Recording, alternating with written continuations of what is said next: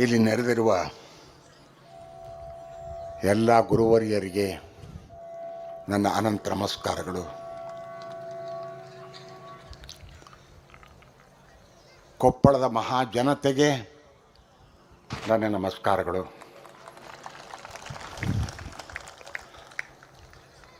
ವೇದಿಕೆ ಮೇಲಿರುವ ಹಿರಿಯರಿಗೆ ನನ್ನ ನಮಸ್ಕಾರಗಳು. ನನಗೆ ಇದು ಒಂದು ಅದ್ಭುತ ಕ್ಷಣ.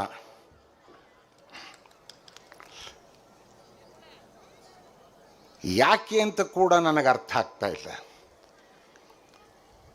ನಾನು ಹೆಚ್ಚಿನ ಜಾತ್ರೆಗಳನ್ನು ನೋಡಿರಲಿಲ್ಲ. ಜಾತ್ರೆಯ ಪರಿಕಲ್ಪನೆಯು ಕೂಡ ನನಗೆ ಹೆಚ್ಚಾಗಿ ಇರಲಿಲ್ಲ. ಸಣ್ಣ ಪುಟ್ಟ ಜಾತ್ರೆಗಳನ್ನು ನೋಡಿದ್ದೆ. ಚಿತ್ರದುರ್ಗದಲ್ಲಿನ ನಮ್ಮೂರಿನ ತೇರನ್ನು ನೋಡಿದ್ದೆ. ತಾಳ್ಯದಲ್ಲಿ ನಡೆಯುವ ಒಂದು ತೇರನ್ನು ನೋಡಿದ್ದೆ. ಜಾತ್ರೆ ಅಂದರೆ ಹೀಗಿರಬಹುದು ಅನ್ನುವ ಕಲ್ಪನೆ ಕೂಡ ನನಗಿರಲಿಲ್ಲ. ಇವರು ಹೇಳಿದ್ದನ್ನು ಕೇಳಿದ್ದೆ. ಮೈಸೂರಿನ ಜಂಬೂ ಸವಾರಿ ನೋಡಿದ್ದೀನಿ.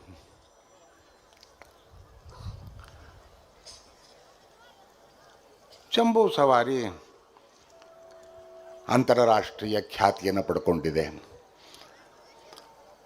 ಅದಕ್ಕೆ ಯಾವ ರೀತಿಯಲ್ಲೂ ಕಡಿಮೆ ಇಲ್ಲದ ಇಡೀ ಜಾತ್ರೆ, ಇದಕ್ಕೆ ಯಾಕೆ ಇನ್ನೂ ಅಂತಾರಾಷ್ಟ್ರೀಯ ಮನ್ನಣೆ ಅಥವಾ ಪ್ರವಾಸೋದ್ಯಮ ಮನ್ನಣೆ ಸಿಕ್ಕಿಲ್ಲ ಅನ್ನೋದು ನನಗೆ ಅರ್ಥ ಆಗ್ತಿಲ್ಲ. ಸಿಗಬೇಕು. ಯಾವುದೋ ಕಾರಣಕ್ಕೆ ಅಥವಾ ಪ್ರಚಾರದ ಕಡಿಮೆ ಇದೆ ಅಂತಲೋ ಅದು ಜನರ ಗಮನಕ್ಕೆ ಬರದೇ ಇರಬಹುದು.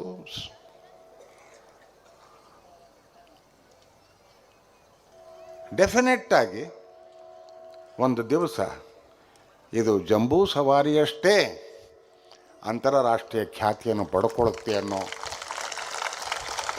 ಒಂದು ನನ್ನ ನಿಲುವು. ಅದು ಆಗಲಿ ಅಂತ ಆಶಯ ಕೂಡ.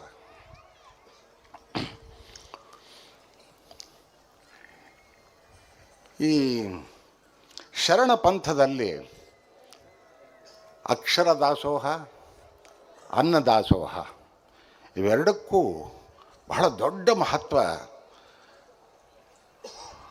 ಪಡ್ಕೊಂಡು ಬಂದಿದೆ. ಇದು ಅಂಥ ಕ್ಷೇತ್ರಗಳಲ್ಲಿ ನಾನು 3000 ಮಠವನ್ನು ನೋಡಿದ್ದೇನೆ.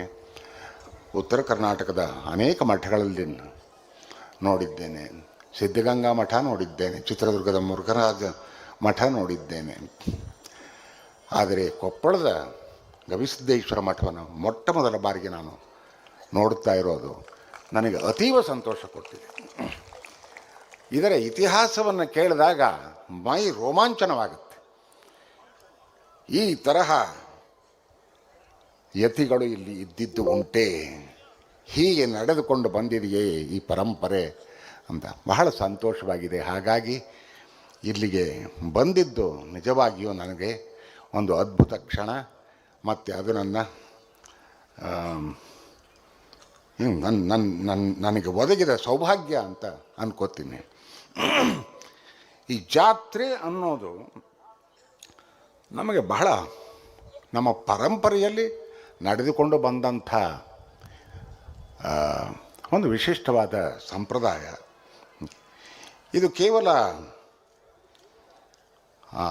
ಅಧ್ಯಾತ್ಮಕ್ಕೆ ಸಂಬಂಧಪಟ್ಟ ವಿಷಯವಷ್ಟೇ ಅಲ್ಲ, ಸಾಮಾಜಿಕವಾಗಿ ಕೂಡ ಇದಕ್ಕೆ ಬಹಳ ದೊಡ್ಡ ಮೌಲ್ಯವಿದೆ ಅನ್ನುವುದು ನನ್ನ ಭಾವನೆ. ಯಾಕೆಂದರೆ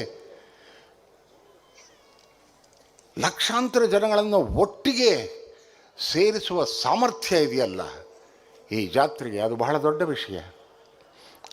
ಇವತ್ತಿನ ಸಂದರ್ಭದಲ್ಲಿ ಜಗತ್ತಿನಲ್ಲಿ ಅಶಾಂತಿ ತಾಂಡವವಾಡ್ತಾ ಇರುವಂಥ ಸಂದರ್ಭದಲ್ಲಿ ಜನರನ್ನು ಒಟ್ಟುಗೂಡಿಸಿ ನಾವೆಲ್ಲ ಒಂದು, ನಾವೆಲ್ಲರೂ ಮನುಷ್ಯರು, ನಮ್ಮಲ್ಲಿ ಸೌಹಾರ್ದತೆ ಇರಬೇಕು ಅನ್ನೋದನ್ನು ದೊಡ್ಡ ಪ್ರಮಾಣದಲ್ಲಿ ಪ್ರಚಾರ ಮಾಡೋದು ಇಂತಹ ಸಂದರ್ಭಗಳಲ್ಲಿ.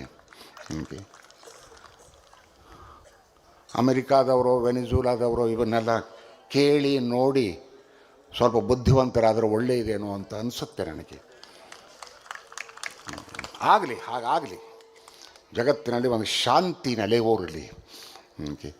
ಈ ಅಶಾಂತಿಯ ದಿನಗಳು ಹೋಗಿ ಜಗತ್ತು ಎಲ್ಲರೂ ನಾವೆಲ್ಲ ಒಂದೇ ಅನ್ನೋ ರೀತಿಯಲ್ಲಿ ಒಬ್ಬರಿಗೊಬ್ಬರು ಸಹಕಾರಿಯಾಗಿ ಒಬ್ಬರಿಗೊಬ್ಬರಿಗೊಬ್ಬರು ಅಕ್ಕಪಕ್ಕದಲ್ಲಿ ನಿಂತುಕೊಂಡು ಇಡೀ ಜಗತ್ತಿನ ಜನತೆ ಚೆನ್ನಾಗಿ ಬೆಳೆಯೋ ಹಾಗೆ ಆಗಲಿ.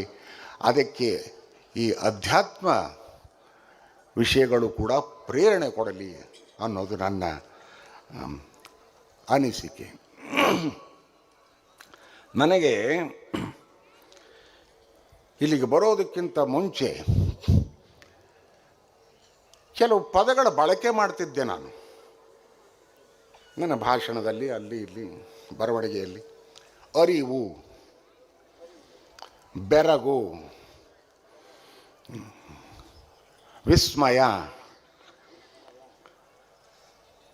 ಭಾಳ ದೊಡ್ಡ ಪದಗಳು. ಎಲ್ಲ ನಿಘಂಟಿನಲ್ಲೆಲ್ಲ ನೋಡಿ ಅದರ ಅರ್ಥವನ್ನು ಅರ್ಥ ಮಾಡಿಕೊಂಡು ಓಹೋ ಬಹಳ ಒಳ್ಳೆಯ ಪದಗಳು ಅಂತ. ಆದರೆ ಇಲ್ಲಿಗೆ ಬಂದ ಮೇಲೆ ಅದರ ನಿಜವಾದ ಈ ಪದಗಳ ಅರ್ಥ ಆಗಿರೋದು ನನಗೆ. ಈ ರೀತಿಯ ಒಂದು ಜನಸಮೂಹವನ್ನು ಒಂದು ಕಡೆ ಸೇರಿಸಿ ಅವರ ಇಷ್ಟಾರ್ಥಗಳನ್ನು ನೆರವೇರಿಸಿ ಅವರಿಗೆ ಬೋಧನೆಯೂ ಆಗಲಿ, ಪ್ರಸಾದವೂ ಆಗಲಿ, ಜನಸಂಪರ್ಕವೂ ಆಗಲಿ ಅಂತ ಎಲ್ಲದಕ್ಕೂ ಅನುಕೂಲ ಮಾಡಿಕೊಟ್ಟಿರುವಂಥ ಒಂದು ಅದ್ಭುತವಾದ ಜಾಗವನ್ನು ನೋಡಿ, ಜನತೆಯನ್ನು ನೋಡಿ ವಿಸ್ಮಯವಾಗಿದೆ. ಒಂದು ರೀತಿ ಎಂದೂ ಕಂಡಿರದ ಒಂದು ಅದ್ಭುತ ಅನುಭವ ಇದು. ಎಷ್ಟೇ ಕೇಳಿದ್ದರೂ ಕೂಡ ಸ್ವಂತ ಅನುಭವ ಬಹಳ ಮುಖ್ಯ ಅಂತ ವೇದಾಂತದಲ್ಲೂ ಹೇಳ್ತಾರೆ, ಭಕ್ತಿ ಪಂಥದಲ್ಲಿ ಹೇಳ್ತಾರೆ, ಅಧ್ಯಾತ್ಮದಲ್ಲಿ ಹೇಳ್ತಾರೆ. ಅದು ಇವತ್ತು ನನಗೆ ಅರಿವಾಗಿದೆ. ಸ್ವಂತವಾಗಿ ಕಣ್ಣೆದುರಿಗೆ ನೋಡಿದಾಗಷ್ಟೇ ಗೊತ್ತಾಗುವ ಒಂದು ಅನುಭವ ಇದೆಯಲ್ಲ, ಆ ಅನುಭವ ದೀರ್ಘಕಾಲ ನಮ್ಮಲ್ಲಿ ಉಳಿಯುವಂಥದ್ದು. ಅಂತಹ ಅನುಭವಜನ್ಯವಾದ ಒಂದು ಅದ್ಭುತವನ್ನು ನಾನು ಇಲ್ಲಿ ಕಂಡು ಕೇಳಿದ್ದಷ್ಟೇ ಅಲ್ಲೇ ನಿಜವಾಗಿ ಕಂಡು ಅದನ್ನು ಅನುಭವಿಸಿ ಅದನ್ನು ನನ್ನ ಒಳಗೆ ಸೇರಿಸಿಕೊಂಡಿರುವ ಈ ದಿನ, ಇದಕ್ಕೆ ನನಗೆ ಅನುಕೂಲ ಮಾಡಿಕೊಟ್ಟಂಥ ಶ್ರೀಮಠದವರಿಗೆ, ಕೊಪ್ಪಳದ ಮಹಾಜನತೆಗೆ ನಾನು ನಿಜವಾಗಿಯೂ ನನ್ನ ಅನಂತ ನಮಸ್ಕಾರಗಳನ್ನು ಹೇಳ್ತೀನಿ. ಇಷ್ಟು ಹೇಳಿದ ಮೇಲೆ ಬಹಳ ದೊಡ್ಡ ಸಂಭ್ರಮ. ಆ ಸಂಭ್ರಮದಲ್ಲಿ ನಾವೆಲ್ಲರೂ ಪಾಲ್ಗೊಂಡಿದ್ದೇವೆ. ಇಂತಹ ಸಂದರ್ಭಗಳಲ್ಲಿ ಈ ಸಂಭ್ರಮಗಳು ಕೇವಲ ಸಂಭ್ರಮಗಳಾಗೇ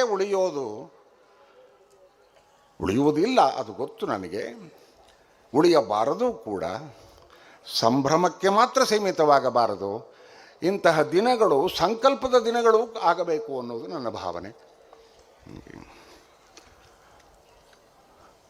ಏನು ಸಂಕಲ್ಪ ಮಾಡಬಹುದು ನಾವು?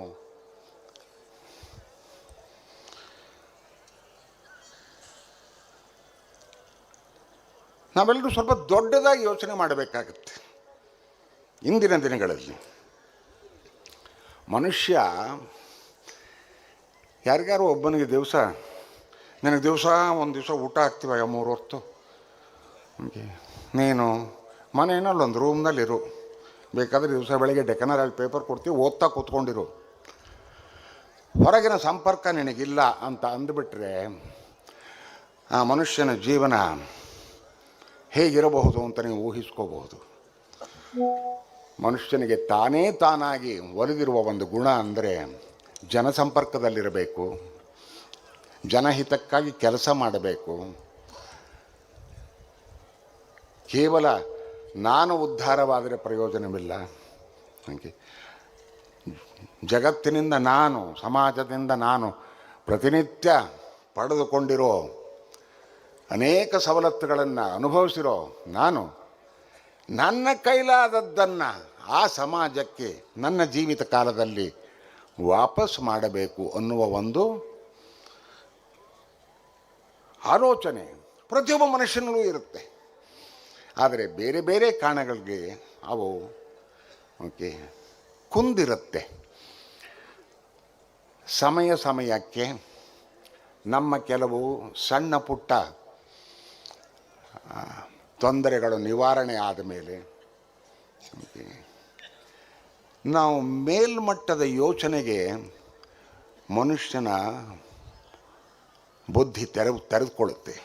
ಇದನ್ನೇ ನಮ್ಮ ಮ್ಯಾನೇಜ್ಮೆಂಟ್ ಸೈನ್ಸ್ನಲ್ಲಿ ಮೋಟಿವೇಶನ್ ಅಂತಾರೆ. ಯಾಕೆ ಒಬ್ಬ ಮನುಷ್ಯ ನಿಜವಾಗಿಯೂ ಕೆಲಸ ಮಾಡ್ತಾನೆ ಅಂದರೆ ಮೊದಲು ತನ್ನ ಊಟಕ್ಕಾಗಿ ಕೆಲಸ ಮಾಡ್ತಾನೆ. ಸ್ವಲ್ಪ ದಿನಗಳಾದ ಅದು ಆ ನೀಡು ಅದು ಸ್ಯಾಟಿಸ್ಫೈ ಆದಮೇಲೆ ನನಗೊಂದು ಸೂರು ಬೇಕು ತಲೆ ಮೇಲೆ ಅಂತಾನೆ. ಅದು ಆದಮೇಲೆ ಇವೆಲ್ಲ ಬೇಸಿಕ್ ನೀಡ್ಸ್ ಅಂತ. ನನ್ನನ್ನು ಪ್ರೀತಿ ಮಾಡೋರು ಬೇಕು ಅಕ್ಕಪಕ್ಕದಲ್ಲಿ, ನನಗೆ ಸಮಾಜದಲ್ಲಿ ಒಂದು ಸ್ಥಾನ ಇರಬೇಕು, ನಾನು ಹೋದ ಮೇಲೂ ನನ್ನನ್ನು ಜ್ಞಾಪಿಸಿಕೊಳ್ಳುವಂಥ ನನ್ನ ಕೆಲಸ ಕಾರ್ಯಗಳನ್ನು ನಾನು ಮಾಡಬೇಕು. ಇದು ನ್ಯಾಚುರಲ್ ಪ್ರೋಸೆಸ್ನಲ್ಲಿ ಮನುಷ್ಯನಿಗೆ ಇರುವಂತಹ ಗುಣ. ಇದು ಅನೇಕ ಬಾರಿ ಒಳಗೆ ಸಪ್ರೆಸ್ ಆಗಿರುತ್ತೆ. ಇಂತಹ ಅದ್ಭುತ ಕ್ಷಣಗಳಲ್ಲಿ ದೊಡ್ಡವರ ಹಿತವಚನಗಳನ್ನು ಕೇಳಿದಾಗ ಅವು ಜಾಗೃತಗೊಳ್ಳುತ್ತೆ. ಆ ಜಾಗೃತಗೊಂಡಾಗ ನಮಗೆ ನಮ್ಮ ಕರ್ತವ್ಯವೇನು ಈ ಜೀವನದಲ್ಲಿ ಸಾರ್ಥಕ ಜೀವನ ಅಂತ ಯಾವತ್ತು ಆಗತ್ತೆ, ಆ ಸಾರ್ಥಕ ಜೀವನಕ್ಕಾಗಿ ನಾನು ನಿಜವಾಗಿಯೂ ಬಯಸಬೇಕಾ ಅನ್ನೋ ಒಂದು ಆತ್ಮಾವಲೋಕನ ಆಗಿ ಒಂದು ಅರಿವು ಮೂಡುತ್ತೆ. ಆ ಅರಿವು ಬಂದಾಗ ನಮ್ಮನ್ನು ನಾವು ಪ್ರಶ್ನೆ ಮಾಡ್ಕೊಳ್ತೀವಿ, ನಾನು ಏನು ಮಾಡಬಲ್ಲೆ ಸಮಾಜಕ್ಕಾಗಿ? ನನಗೆ ನಾನು ಭಾಳಷ್ಟು ಮಾಡಿಕೊಂಡಿದ್ದೀನಿ, ಸಮಾಜಕ್ಕಾಗಿ ಏನು ಮಾಡಬಲ್ಲೆ ಅನ್ನುವ ಒಂದು ಪ್ರಶ್ನೆ. ಇದು ಆಧ್ಯಾತ್ಮಿಕ ಪ್ರಶ್ನೆ ಕೂಡ. ನನ್ನನ್ನು ನಾನು ಹೂ ಆಮ್ ಐ, ನಾನು ಯಾರು ಅನ್ನೋದನ್ನು ಪ್ರಶ್ನೆ ಮಾಡ್ತಾ ಮಾಡ್ತಾ ಮಾಡ್ತಾ ನನ್ನಲ್ಲಿ ಇಂತಹ ಅಪಾರ ಶಕ್ತಿ ಇದೆ, ಆ ಶಕ್ತಿಯ ಸ್ವರೂಪ ನಾನು, ಆ ಶಕ್ತಿಯ ಅನಾವರಣ ಮಾಡಬೇಕಾದದ್ದು ನನ್ನ ಕರ್ತವ್ಯ, ಅದು ಆದಾಗ ಅದು ಸಮಾಜಮುಖಿ ಕೆಲಸವಾಗುತ್ತೆ ಅನ್ನುವ ಒಂದು ಅರಿವು ಮೂಡಿ ಅಲ್ಲಿಂದ ತಾನಾಗಿ ಅವನು ಸಮಾಜದ ಋಣವನ್ನು ತೀರಿಸ್ಕೊಳ್ಳೋಕ್ಕೆ ಬಯಸ್ತಾನೆ. ಅದು ಸಾಧ್ಯವಾಗೋದಕ್ಕೂ ಕೂಡ ಶ್ರಮಿಸ್ತಾನೆ. ಇಂಥ ಒಂದು ಸಂದರ್ಭದಲ್ಲಿ ನಾನೇನು ಮಾಡಬಲ್ಲೆ ಸಮಾಜಕ್ಕೆ ಅನ್ನುವ ಒಂದು ಪ್ರಶ್ನೆಯನ್ನು ನಾವೆಲ್ಲರೂ ಕೇಳಿಕೊಳ್ಳುವುದು, ಅದರ ಮೂಲಕ ಏನಾದರೂ ಸಮಾಜಕ್ಕೆ ಒಳ್ಳೆಯದಾಗೋದು ಆಗ್ತಾ ಇರಬೇಕು ನಿರಂತರವಾಗಿ ಅನ್ನುವ ಒಂದು ಸಂಕಲ್ಪವನ್ನು ಇಂತಹ ದಿನ ಮಾಡಿಕೊಳ್ಳುವುದು ಒಳ್ಳೆಯದು. ಅಥವಾ ಅಂತಹ ಆಲೋಚನೆಗಳಿಗೆ ಮೊಟ್ಟ ಮೊದಲನೇದಾಗಿ ನಮ್ಮನ್ನು ನಾವು ಪ್ರಶ್ನೆ ಮಾಡಿಕೊಳ್ಳೋದನ್ನು ಕಲಿಬೇಕು. ಇದು ಇಂತಹ ಜಾತ್ರೆಗಳಲ್ಲಿ ಮೂಡುವ ಒಂದು ಅಭಿಪ್ರಾಯ ಕೂಡ. ಅದು ಮನುಷ್ಯನ ಮನಸ್ಸನ್ನು ವಿಸ್ತಾರಗೊಳಿಸುತ್ತೆ, ಅವನ ಯೋಚನಾ ಕ್ರಮವನ್ನು ವಿಸ್ತರಿಸುತ್ತೆ. ಸ್ವಂತ ಯೋಚನೆಯ ಮೂಲಕ ಜಗತ್ತಿನ ಒಳಿತಿಗಾಗಿ ಅವನು ಕೆಲಸ ಮಾಡ್ತಾನೆ. ಆ ರೀತಿಯ ಒಳ್ಳೆಯ ಕೆಲಸಗಳು ಈ ಜನಸಾಗರದಿಂದ ಆಗಲಿ, ಅದಕ್ಕೆ ಪ್ರೇರೇಪಣೆ ಇಂತಹ ದೊಡ್ಡ ಗುರುಗಳ ಉಪದೇಶದಿಂದ ಆ ಪ್ರೇರಣೆಗಳು ಸಿಗಲಿ ಅಂತ ಹೇಳಿ ಇಲ್ಲಿ ನನ್ನನ್ನು ಕರೆದು ಇಂತಹ ಒಂದು ಒಳ್ಳೆಯ ಅವಕಾಶವನ್ನು ಕೊಟ್ಟಿದ್ದಕ್ಕಾಗಿ ತಮ್ಮೆಲ್ಲರಿಗೂ ಅನಂತ ನಮಸ್ಕಾರಗಳನ್ನು ಹೇಳ್ತೇನೆ.